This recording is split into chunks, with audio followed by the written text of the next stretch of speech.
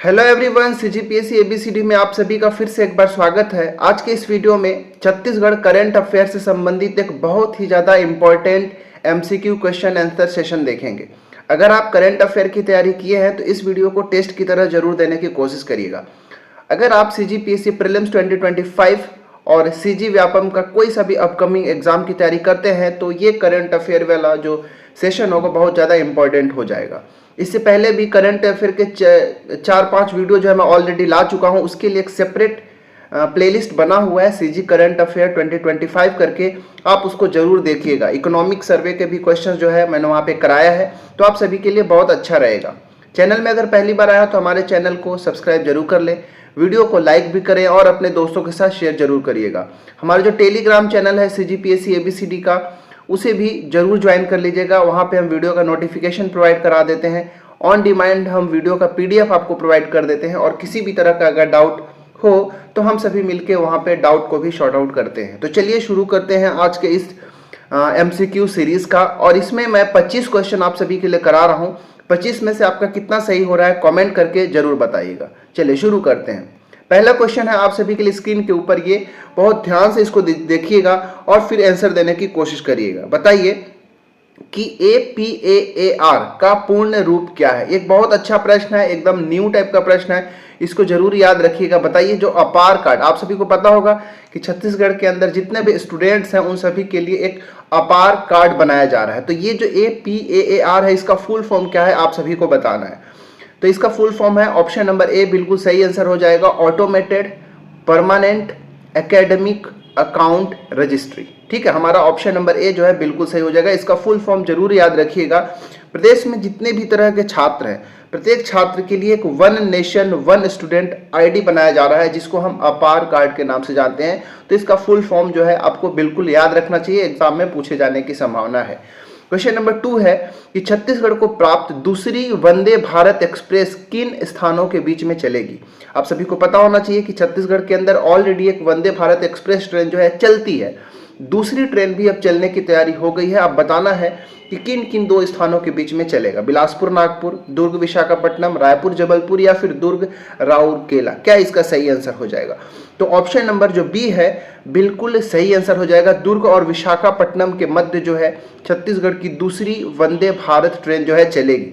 ठीक है, कब से चलेगी तो याद रखिएगा, ये 16 एक्चुअली में चलने लगी है। ठीक है, याद रखिएगा 16 सितंबर 2024 से इसकी शुरुआत भी हो चुकी है। अच्छा, जो पहली वाली वंदे भारत एक्सप्रेस ट्रेन है जो छत्तीसगढ़ को मिला था, वो बिलासपुर से नागपुर के बीच में चला था। ठीक है, तो ये ऑप्शन नंबर जो ए है ना, ये पहली जो वंदे भारत ट्रेन थी छत्तीसगढ़ की, उसकी स्थान थी कि कहाँ से कहाँ के बीच में चलेगा।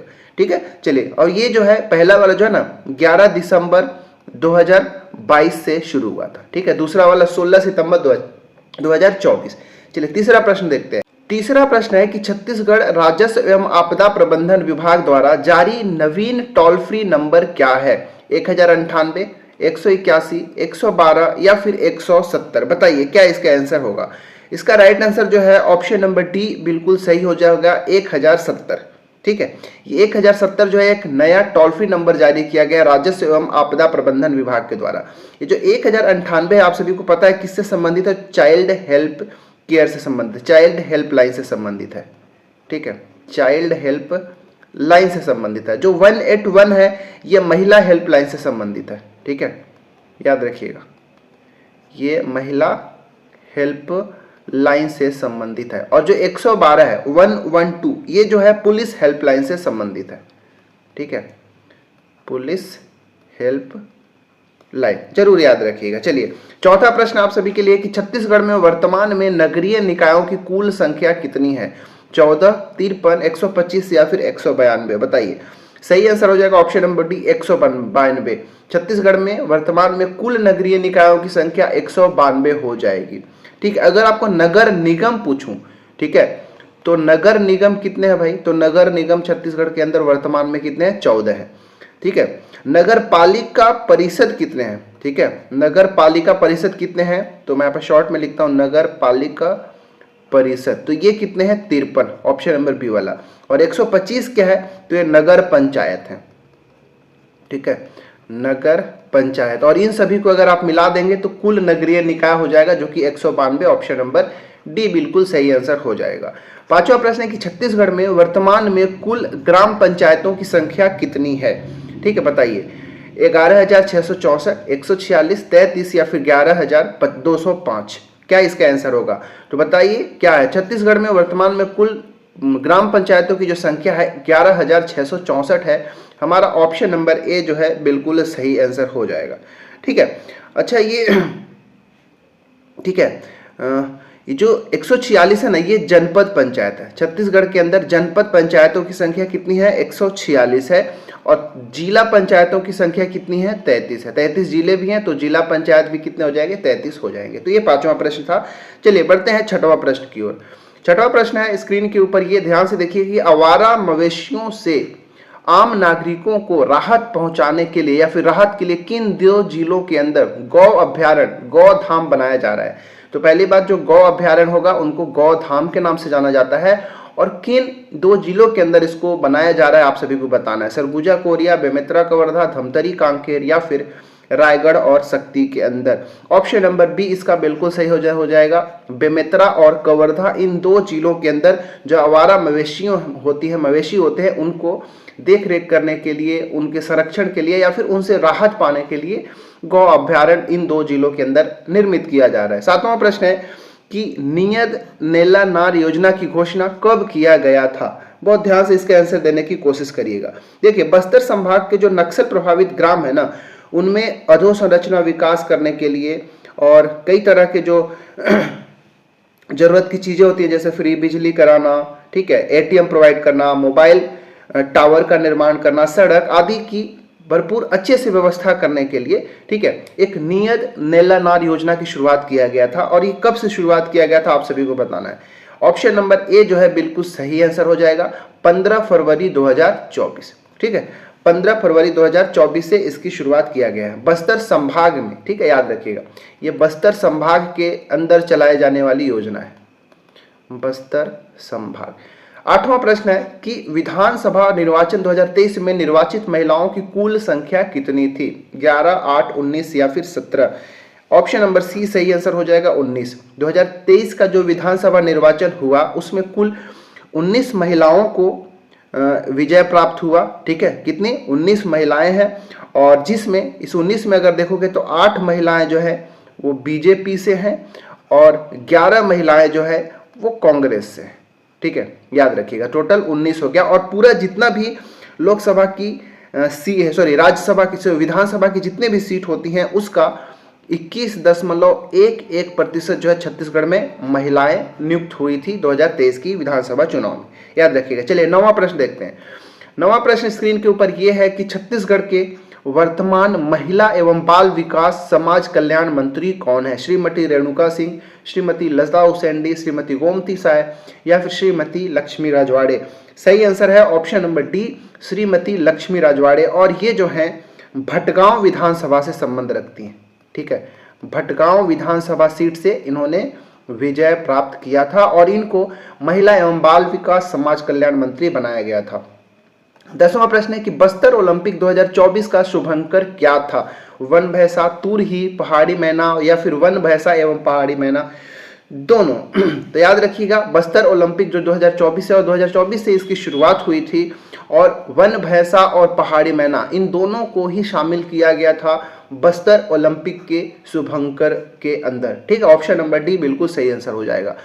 यहाँ पे 11वें प्रश्न में मैंने पूछा बस्तर ओलंपिक का प्रतीक चिन्ह क्या था? यहाँ पे शुभंकर मस्केट की मैं बात कर रहा था जो कि वन भैंसा और पहाड़ी मैना है। यहाँ पे प्रतीक चिन्ह की बात कर रहे हैं तो याद रखिएगा वो क्या है? तुरही। ठीक है, ऑप्शन नंबर सी। ठीक है, तुरही को बस्तर ओलंपिक का प्रतीक चिन्ह के रूप में बनाया गया था। चलिए 12वां प्रश्न देख लेते हैं। 12 नंबर का प्रश्न है कि छत्तीसगढ़ के नवीनतम संसदीय कार्य मंत्री कौन है? याद रखिएगा, ये जब मैं वीडियो रिकॉर्ड कर रहा हूँ उस समय के लिए है। याद रखिएगा, अगर इस वीडियो को भविष्य में देखते हैं तो एक बार, मतलब 1 साल 2 साल बाद देखते हैं तो एक बार जरूर अपडेट कर लीजिएगा। ठीक है, बताइए कि छत्तीसगढ़ में नवीनतम संसदीय कार्य मंत्री कौन है? श्री केदारनाथ कश्यप, श्री ठाकुर राम सिंह, रामायण डेका या फिर श्री इंदर सिंह उबोवेजा। ऑप्शन नंबर ए बिल्कुल सही आंसर है। श्री केदारनाथ कश्यप जी जो हैं छत्तीसगढ़ के नवीनतम संसदीय कार्य मंत्री हैं। ठीक है, चलिए बढ़ते हैं 13 नंबर के प्रश्न पर।